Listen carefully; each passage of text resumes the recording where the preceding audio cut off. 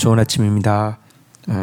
욥기 13장 13절에서 28절 말씀 보도록 하겠습니다. 13절 너희는 잠잠하고 나를 버려두어 말하게 하라. 무슨 일이 닥치든지 내가 당하리라. 14절 내가 어찌하여 내 살을 내 이로 물고 내 생명을 내 손에 두겠느냐.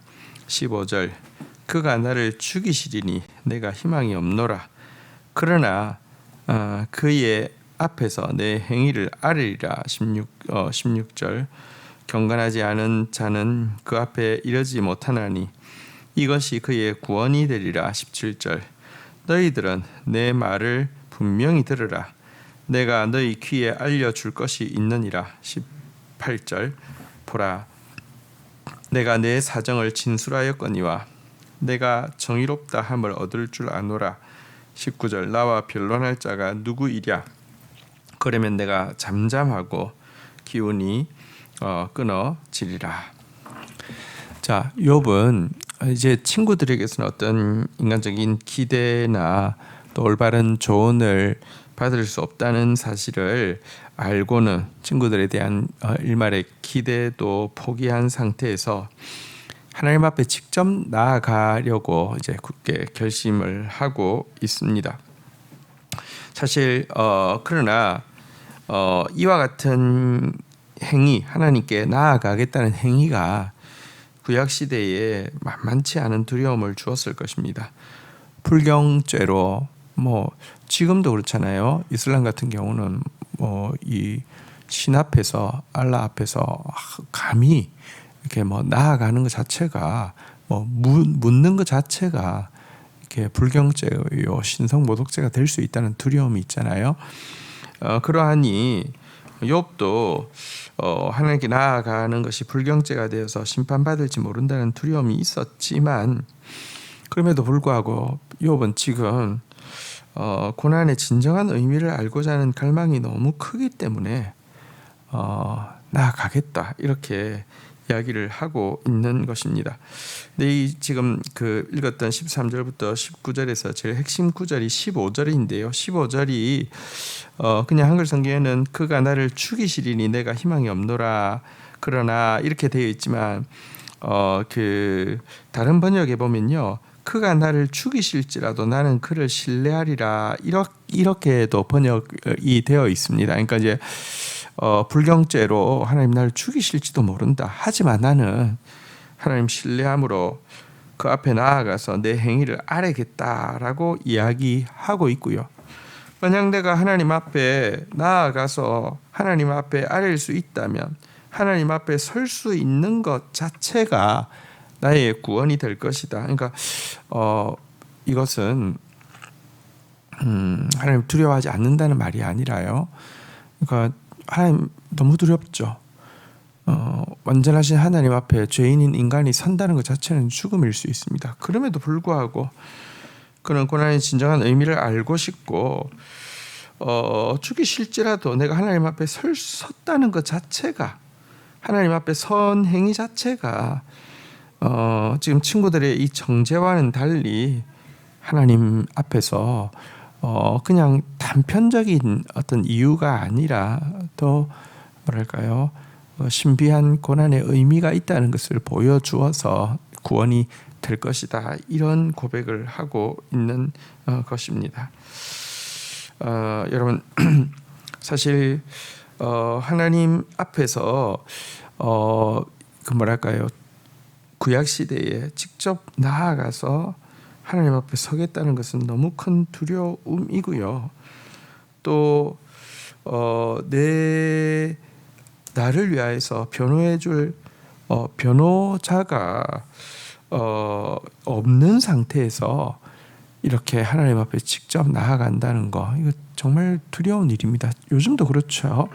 우리가 법정에 갈 때에 비용이 들어도 변호사를 사서 가야지 그나마 뭔가 이렇게 내가 할 말을 하는데 예를 들면 재정이 없거나 아무도 내 변호를 해주려고 하지 않아서 내가 직접 무슨 서류를 작성하고 뭐 내가 변호사 역할까지 해서 한다고 하면 얼마나 두렵겠습니까?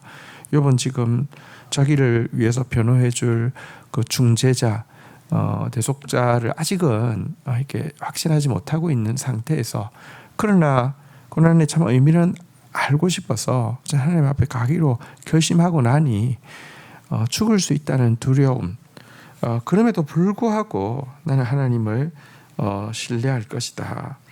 또 하나님 앞에 내가 잠시라도 설 수 있는 것을 통하여서 하나님께서 내가 의롭다함을 드러내 주실 것이고, 또 그 자체가 잠시라도 나의 구원이 될 것이다, 이렇게 이야기를 하고 있습니다. 어쨌든 그는 이 같은 모험을 감행할 수 있었던 것은 이 고통 속에서도 하나님의 선하심에 대한 어떤 그의 신뢰가 있었기 때문입니다.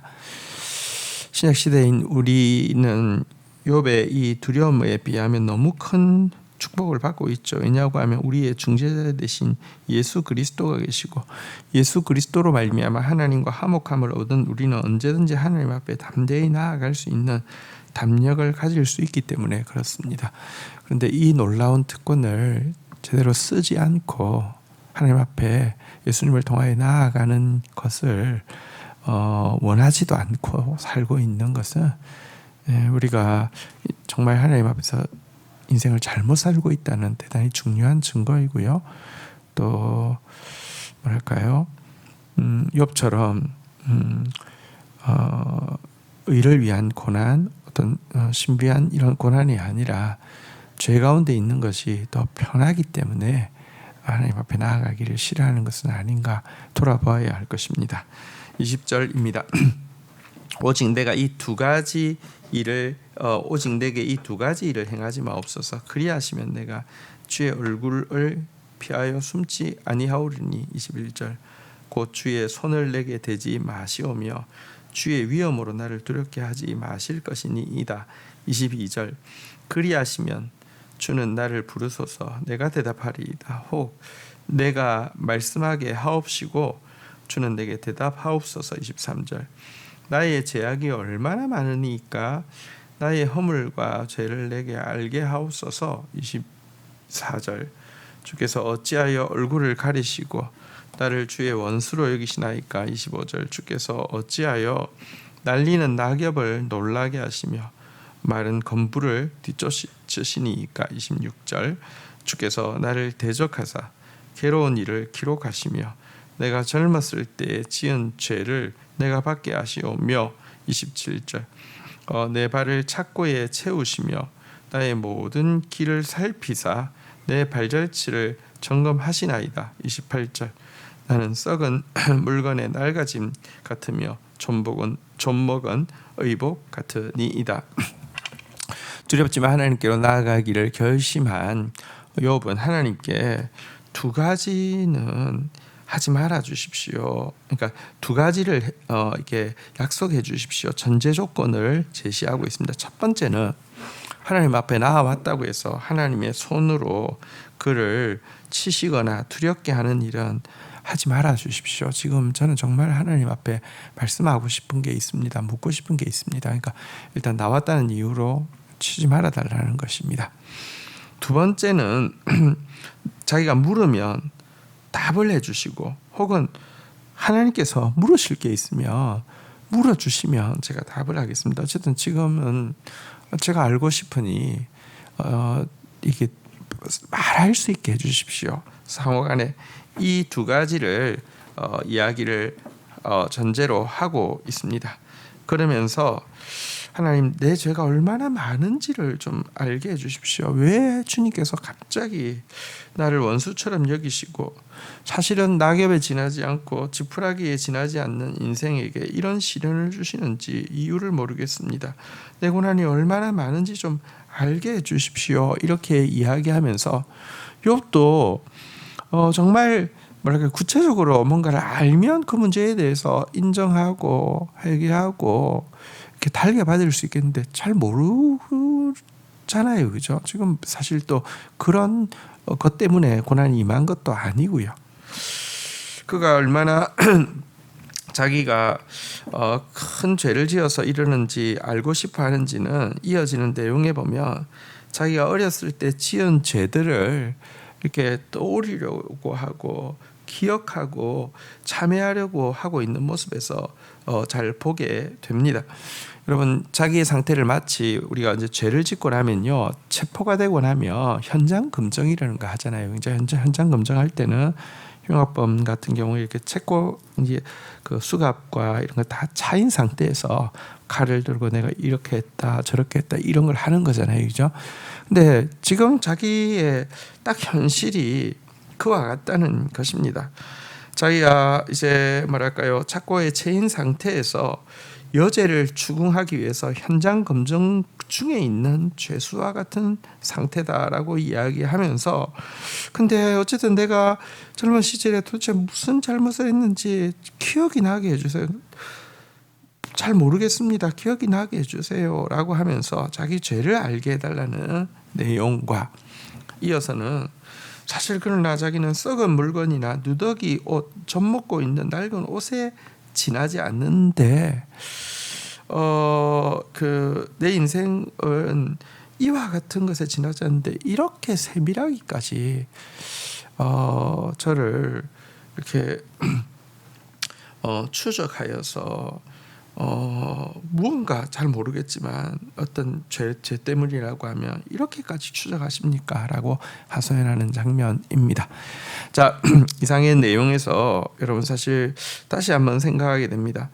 하나님이 인자한 눈빛으로 우리를 바라봐 주시지 않는다고 하면, 하나님이 침묵하시면서 우리에게 대답해 주시지 않는다고 하면, 여러분, 우리의 인생이 얼마나 두렵겠습니까? 하나님 앞에 감히 자기 의를 주장할 수 있는 인생이 없는데, 자세히 알 수 없는 일로 인하여서 이렇게 뭐랄까요, 혼란과 두려움이 임한다고 하면 얼마나 고통스럽겠습니까?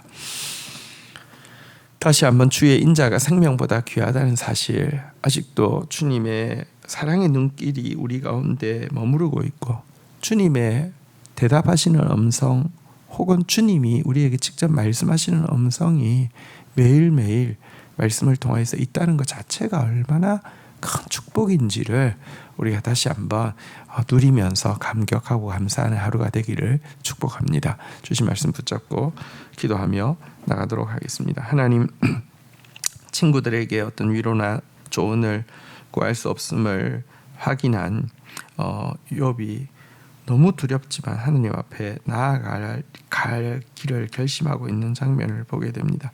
죽이실지라도 신뢰할 것이라고 하며 하나님 앞에 설 수 있는 행위 자체가 구원이요, 또 그 자신의 이 삶이 단지 인과응보의 죄로 말미암은 고난 가운데 있지 않은 증거가 될 것이라고 고백하고 있는 장면을 보게 됩니다.